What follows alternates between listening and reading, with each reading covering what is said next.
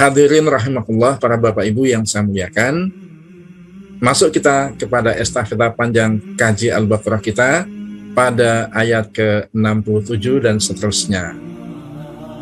Hadirin rahimakumullah, pada ayat 67 sampai ayat 73 kita akan masuk kepada episode berikutnya, inventarisasi Allah Ta'ala atas kemaksiatan yang begitu pekat dari Bani Israel, kemaksiatan kepada Allah dan juga nabinya Musa alaihissalam.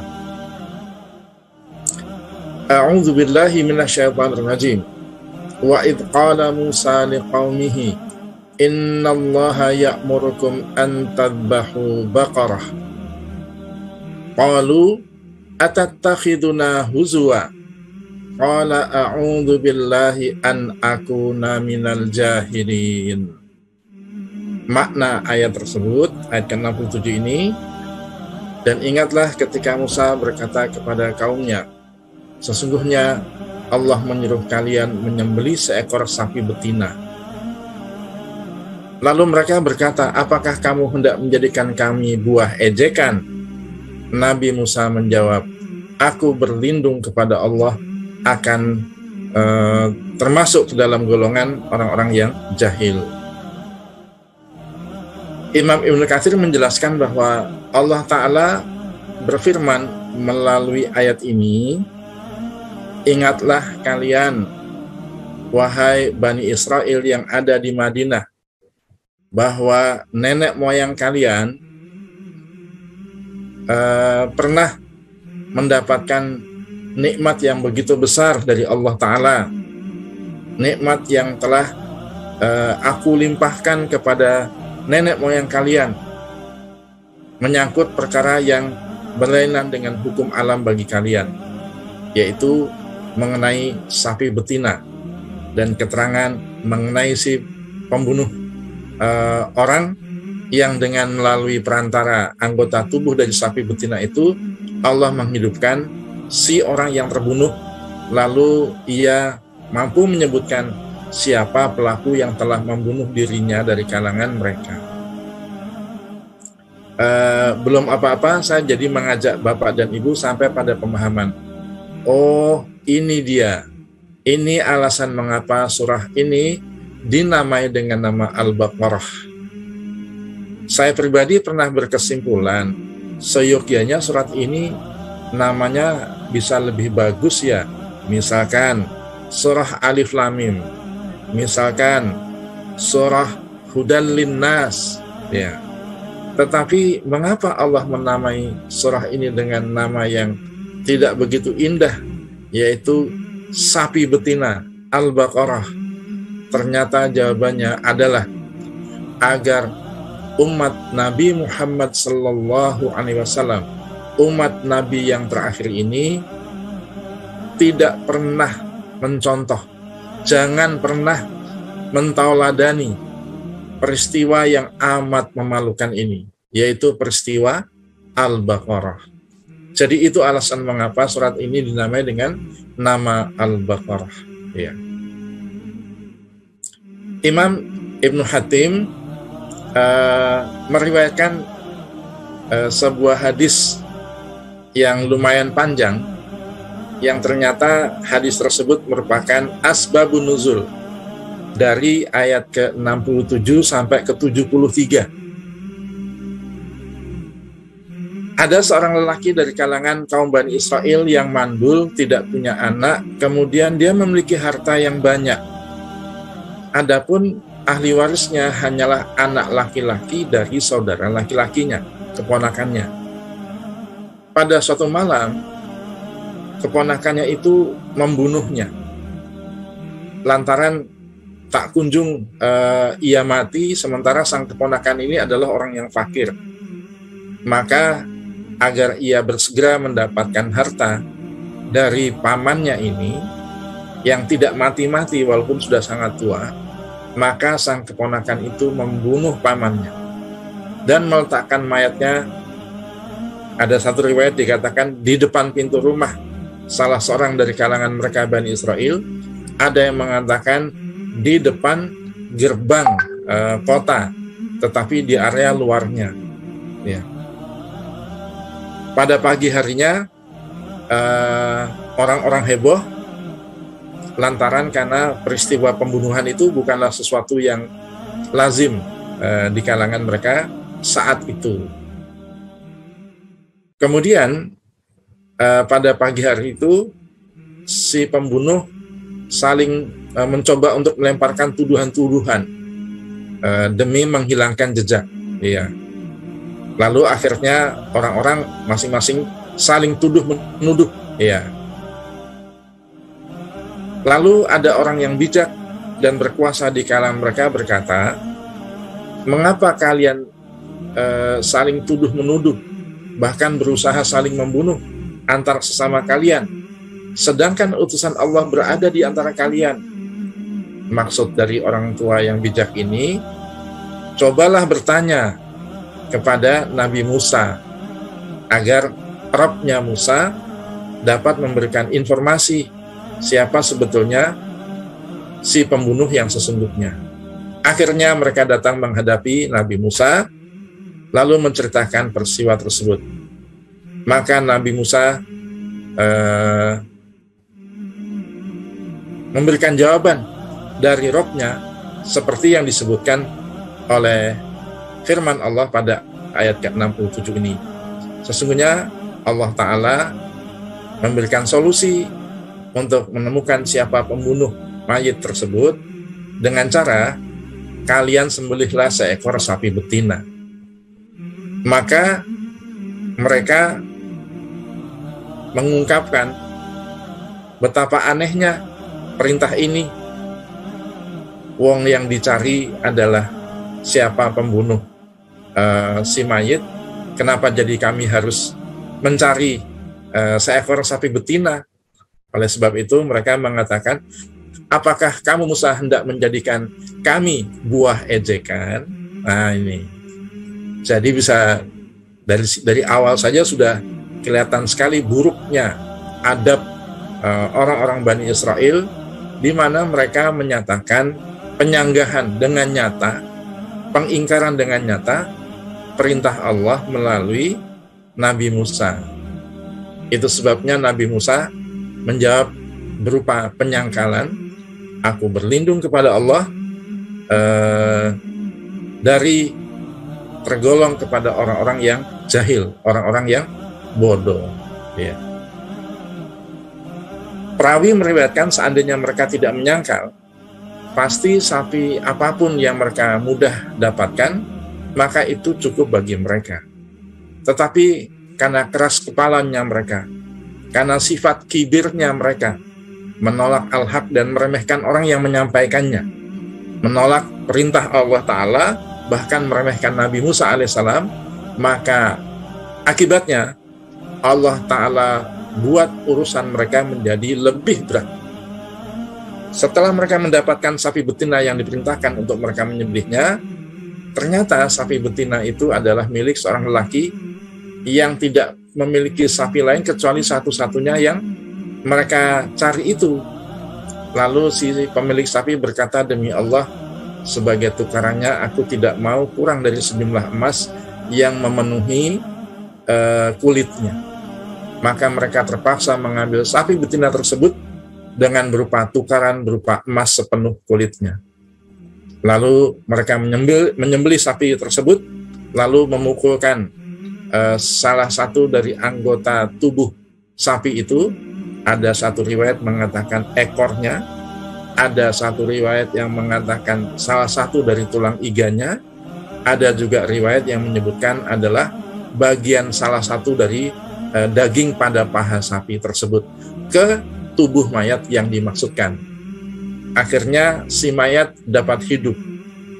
Lalu kemudian Musa bertanya kepadanya, siapakah yang telah membunuhmu? Maka mayat yang hidup itu menjawab, orang ini, seraya mengisyaratkan kepada keponakannya. Lalu ia kembali mati. Maka si pembunuh setelah itu tidak diberi sedikit pun harta peninggalan si mayit, dan si pembunuh setelah tidak mewarisi sedikit pun harta dari si mayit, maka ia pun dihukum bunuh, qisas dalam hal ini. Imam Ibnu Jarir meriwayatkan hadis yang semisal bersumber dari hadis Ayub Al-Ansari, ya, Abu Ayub Al-Ansari. Kemudian juga dari beberapa sumber lainnya dengan lafaz yang hampir sama. Kemudian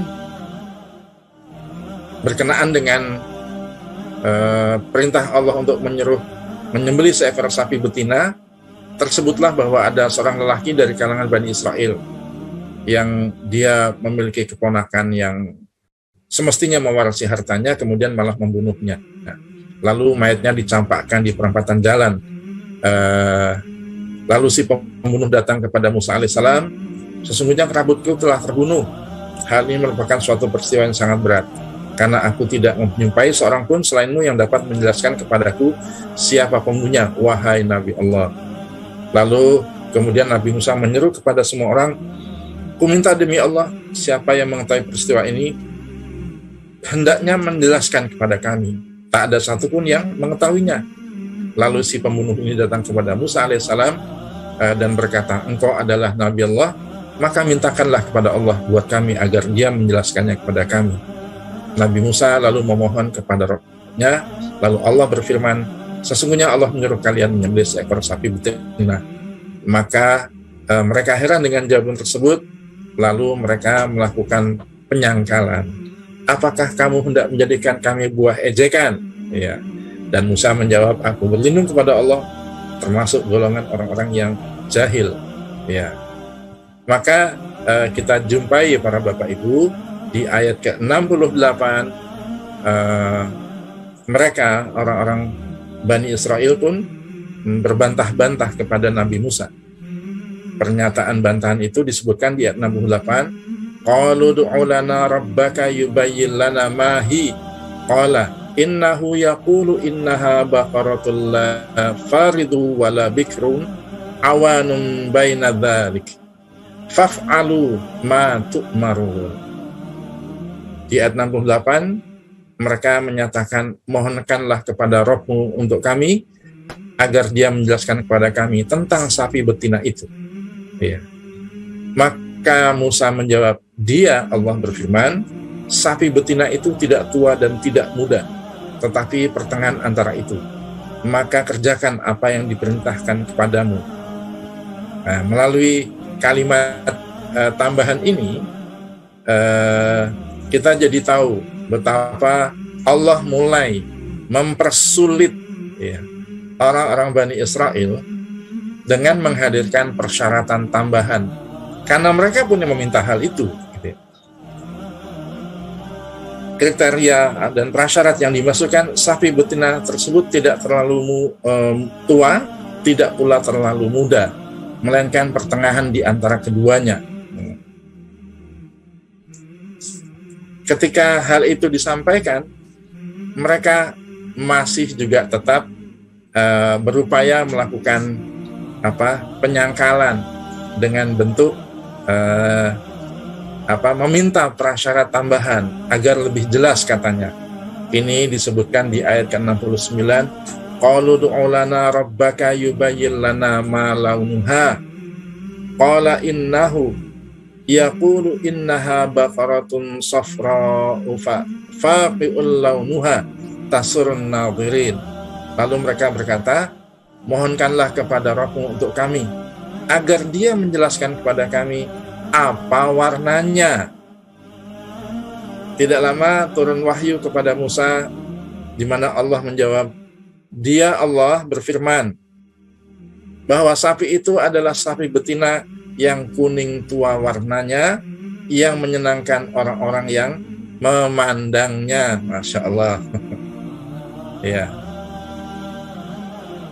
Sapi betina tersebut berwarna kuning mulus, lagi membuat takjub orang-orang yang memandangnya.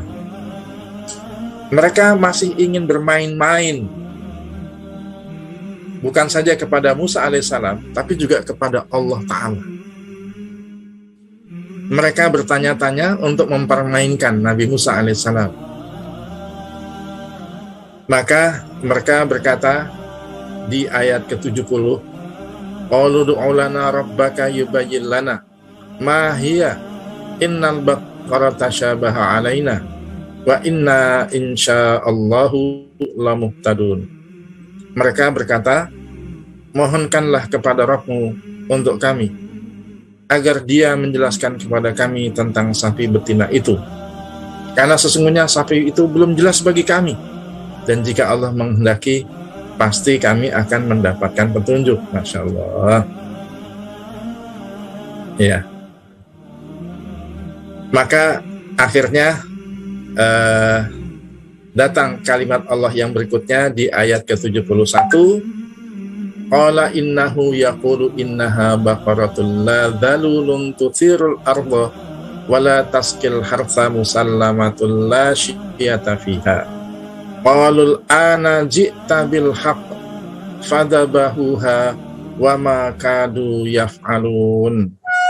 Maka Nabi Musa menjawab, Allah berfirman, sapi itu adalah sapi betina yang belum pernah dipakai untuk membajak tanah, tidak pula untuk mengairi tanaman, sehat dan tanpa belang. Lalu mereka berkata, nah sekarang barulah engkau menerangkan hal yang sebenarnya. Lalu mereka menyembelihnya dan nyaris mereka tidak melaksanakan perintah itu.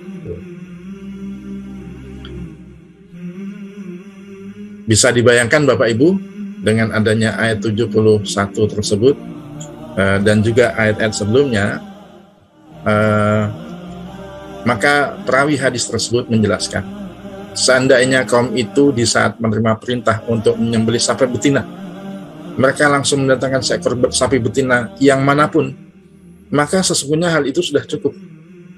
Tetapi mereka memperberat dirinya sendiri, maka Allah benar-benar memperberat mereka, membuat susah mereka. Seandainya saja kaum itu tidak mengucapkan kata istitsna seperti yang disebutkan di dalam Al-Baqarah ayat ke-70 tadi, dan sesungguhnya kami insya Allah akan mendapatkan petunjuk, pasti mereka tidak akan beroleh petunjuk untuk mendapatkan sapi betina tersebut untuk selama-lamanya. Ya. Ada satu riwayat yang dijelaskan oleh Imam Ibnu Katsir, mereka tidak menemukan sapi betina yang spesifikasinya disebutkan kepada mereka, kecuali ada pada seorang wanita tua yang memelihara banyak anak yatim.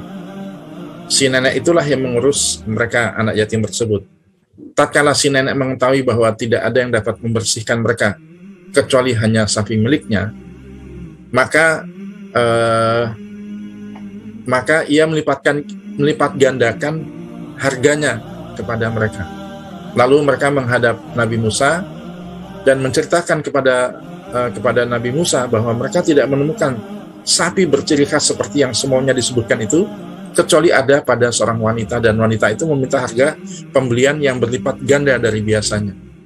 Lalu Nabi Musa berkata, sesungguhnya Allah telah memberikan keringanan kepada kalian, tetapi kalian memperberat diri kalian sendiri. Maka berikanlah kepada si nenek itu apa yang diridhoinya dan apa yang telah ditetapkannya mengenai harganya. Lalu akhirnya mereka berpayah-payah dalam melakukan hal itu, selanjutnya membeli sapi betina itu dan menyembelihnya. Lalu selanjutnya Nabi Musa alaihissalam memerintahkan mereka agar memotong salah satu dari tulang sapi betina itu untuk dipukulkan kepada jenazah tersebut.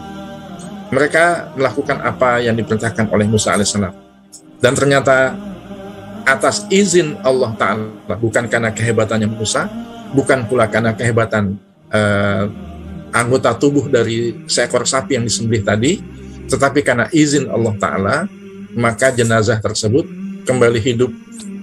Dan kemudian sempat ditanyakan kepada si jenazah yang hidup tadi, siapa yang membunuhnya, lalu ia menunjuk orang yang telah membunuhnya, lalu ia mati kembali semula. Maka Nabi Musa menangkap si pembunuh yang ternyata dia adalah justru orang yang pernah datang dan mengadukan perkara tersebut kepada Musa alaihissalam itu langsung. Akhirnya si pembunuh tersebut dihukum mati sebagai pembalasan dari perbuatan jahatnya tersebut. Hadirin rahimahullah, itu sekelumit tambahan poin mengenai watak buruk Bani Israel, pembangkangan dan kekufuran mereka kepada Allah dan nabinya dengan perilaku yang amat tak santun, meremehkan Allah dan juga nabinya, mencemooh dan menolak kebenaran yang disampaikan melalui sang nabi, seraya mempermainkan sang nabi. Ya. Demikian hadirin rahimakumullah, sekelumit kisah dari episode perjalanan panjang Bani Israel yang senantiasa bersikap kufur kepada Allah dan nabinya. Hadanallah wa yakum ajma'in. Demikian uraian yang ada, mudah-mudahan ada faedahnya. Saya kembalikan kepada Pak Rahmadi. Silakan Pak Rahmadi. Baik, Ustaz Andi, terima kasih banyak. Bapak Ibu sekalian yang kami hormati dan kami muliakan, jika Bapak Ibu merasakan kemanfaatan dari kajian ini, jangan lupa bagi yang belum saja, silahkan subscribe di channel YouTube UPK TV ini, kemudian nyalakan loncengnya, klik tanda jempolnya, silahkan memberikan komentar, dan silahkan share kegiatan ini kepada yang lain. Mudah-mudahan ini menjadi wasilah kebaikan untuk kita semua. Bapak Ibu sekalian, pagi ini kita ada 5 ayat yang terbahas ya, mulai dari ayat 67 hingga ayat ke-71. Bagaimana sikap orang-orang Yahudi ketika diperintahkan oleh Allah terhadap sesuatu, bahkan dia ngeyel sebelum melaksanakannya. Ustaz, saya ingin bertanya terlebih dahulu Ustaz, sebelum kita menjawab pertanyaan yang lain terkait dengan apa yang dilakukan oleh orang Yahudi ini. Mungkinkah kita ambil kesimpulan yang sederhana ketika kita diperintahkan untuk sesuatu, jangan banyak nanya deh, laksanakan saja. Apakah bisa seperti itu singkatnya? Karena kalau semakin banyak kita bertanya, semakin banyak tuh rincian-rincian yang harus kita lakukan yang lainnya. Mohon penjelasan terkait dengan itu. Baik, terima kasih Pak Rahmaji. Iya, yang ditanyakan oleh Pak Rahmaji ini adalah perkara yang sangat esensial dalam keberagamaan kita kaum muslimin. Hadirin rahimakumullah, kalau saya tidak salah hitung ada 5 ayat dalam Al-Quran yang Allah mengabadikan kosakata sami'na wa ata'na. Itu sebabnya kita dijuluki dan disifati oleh Allah Ta'ala muslimun,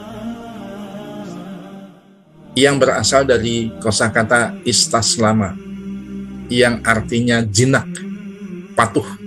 Ya. Jadi terhadap apapun mandat yang Allah Ta'ala dan Nabi-Nya hadirkan kepada kita, maka seorang muslim adalah orang yang mencirikan tebal kentara dalam peri kehidupannya. Manakala datang perintah ataupun sebaliknya larangan dari Allah maupun Nabi-Nya, maka mereka dengan mudah, dengan jinak bersikap sami'na, saya dengar, kami dengar, wa ata'na, dan kami taat.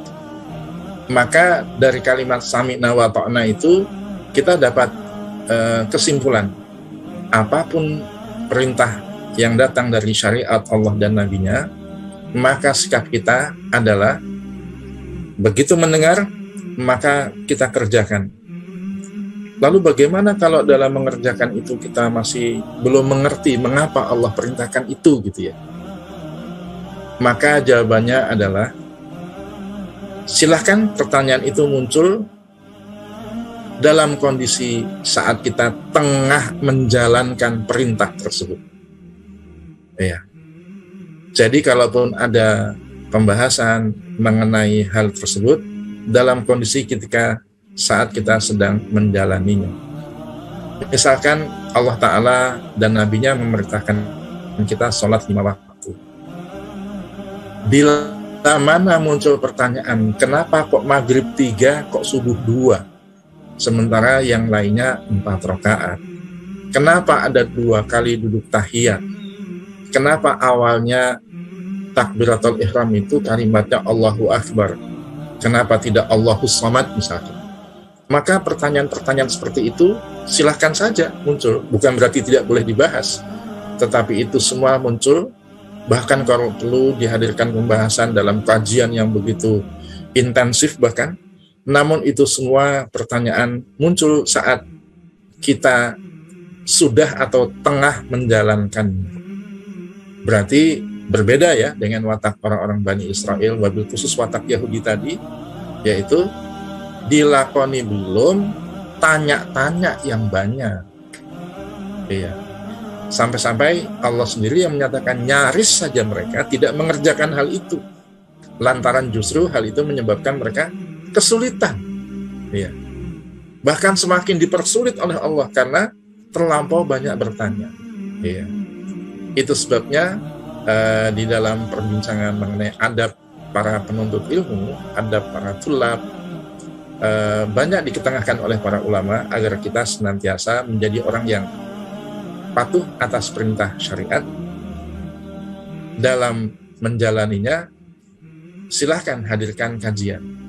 Lalu ketika dalam kajian kiai atau ustadz, ulama yang menghadirkan itu menjelaskan ilmu, simak dulu, kemudian laksanakan. Apabila dalam menjalankan ada hal yang dirasa membingungkan atau tidak tahu teknis bagaimana kelanjutan dalam aplikasi pelaksanaan tersebut, maka pertanyaan bahkan diskusi dijalankan.